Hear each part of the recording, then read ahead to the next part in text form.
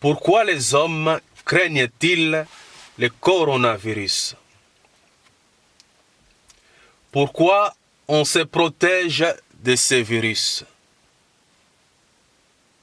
Parce que ce virus rend malade et peut amener à la mort.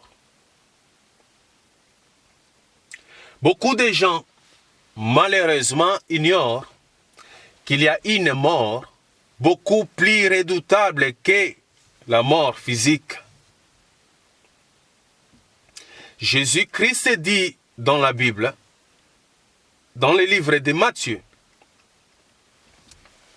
chapitre 10, verset 28, « Ne craignez pas ceux qui tuent le corps et qui ne peuvent tuer l'âme. Craignez plutôt celui qui peut faire périr l'âme et le corps dans la gêne. » J'ai pris ce verset pour vous dire, ne craignez pas le coronavirus. Le coronavirus peut tuer seulement le corps, mais craignez plutôt Dieu. C'est bien de se protéger du coronavirus, mais ce qui est plus important, c'est la crainte de Dieu. Craignez plutôt celui qui peut faire périr l'âme et le corps dans la gêne. Toi qui me suis, sache que tu n'es pas plus que ceux qui sont morts. Ne gâche pas le temps que Dieu te donne sur la terre. Si tu n'as pas encore fait la paix avec Dieu, profite de ce temps.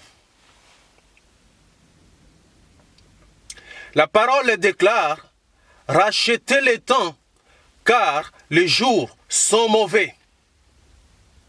Profite du temps que Dieu te donne sur cette terre. Profite de la patience de Dieu. Profite de la bonté de Dieu. La Bible dit, la bonté de Dieu te pousse à la repentance. Dieu veut que tu sois sauvé. Dieu veut que tu changes de comportement. Dieu veut ta repentance.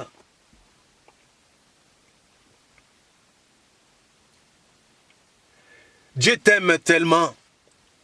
La Bible dit, Dieu a tant aimé le monde qu'il a donné son Fils unique, afin que quiconque croit en lui ne périsse point, mais qu'il ait la vie éternelle.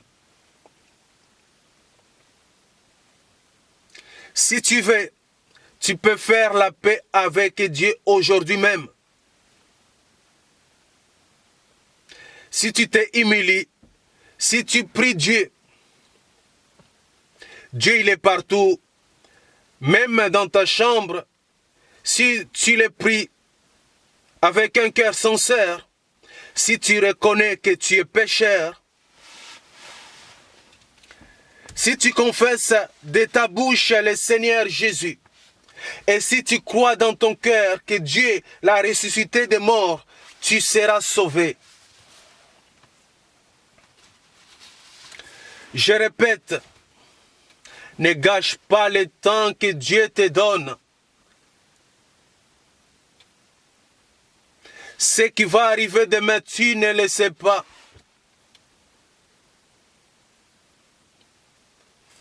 Saisis la grâce que Dieu t'accorde.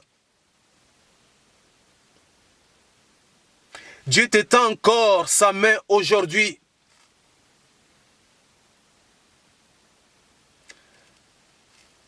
Pendant que tu respires, profite-toi de la vie.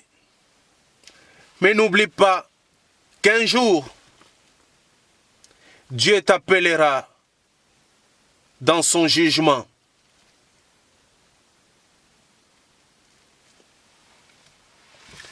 Je vais terminer avec cette parole